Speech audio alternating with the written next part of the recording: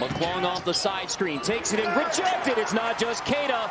Defense like that wasn't enough to keep the Aggies afloat in their loss to Texas Tech on Thursday.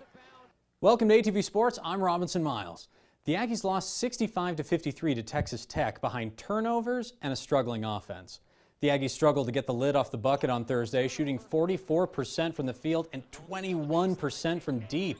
USU fell victim to a defense known for creating turnovers and gave up the ball a season-high 22 times.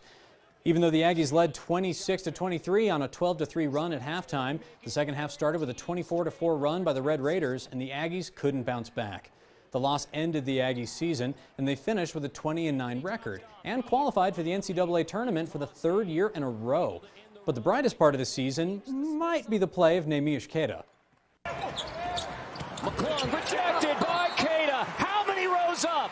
The 7-foot junior center was a force this year. He had 16 double-doubles. He is also the fifth player in college basketball history to have 10-plus points, 10-plus rebounds, 5-plus assists, and 5-plus blocks in a single game. The Naismith Trophy peeps named him one of their 4 finalists for Defensive Player of the Year. They'll announce the winner April 4th. Senior Autumn DeHard is the Mountain Rim Gymnastics Conference Beam Specialist of the Year. This happened after Utah State got third in the conference championship on Saturday in the Spectrum. Next, the Aggies will compete in an NCAA regional event in Salt Lake on April 2nd. The USU outdoor track team started its season over the weekend at the UNLV Spring Invitational. Michaela Zilke threw the hammer 58.47 meters, good enough to be the 8th best in school history, as well as a personal best. The throw earned her 3rd place. Here we also see multiple spectators showing a lot of faith in the net separating them from the throwers. Overall, the men's team took 6th with 70 points, and the women's team took 5th with 62 points. Saturday was a hard day for Aggie tennis. Rocco Savin was the only Aggie on the men's team to win a singles matchup in Tempe against Arizona State. This made for USU's only point on the day, and they lost 4-1. Renata Lombera was the only Aggie on the women's tennis team to win her singles matchup on Saturday against BYU. The Cougars won overall 6-1. The volleyball team played back-to-back games against Air Force on Friday and Saturday. The Aggies won the first match 3-2. 3 different players had double-digit kills, and they outblocked Air Force 14-2. USU won the first set, then gave up 2 in a row, but rallied back to win the following 2 and get the W. The next night favored the visiting Falcons, who won all 3 sets for the victory. The highlight of the night was freshman libero Abby Peterson, who logged a team-high 15 digs.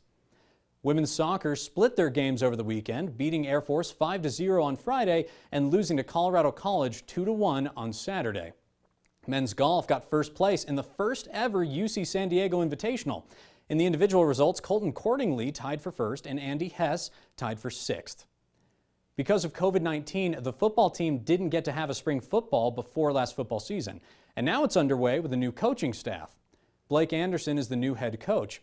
His new coaching staff includes coaches who came with him from his previous school, Arkansas State, along with coaches from UCF, Miami, Texas Tech, Massachusetts, South Carolina, and Troy.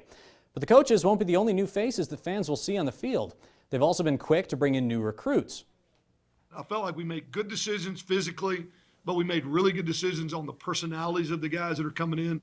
The signing class includes 5 high school signees, 3 players returning from missions for the Church of Jesus Christ of Latter-day Saints, 1 junior college transfer, and a whopping 10 transfers from other D1 programs.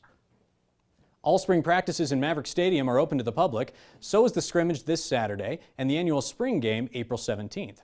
And if you have the opportunity today, be sure to wish head football coach Blake Anderson a happy birthday.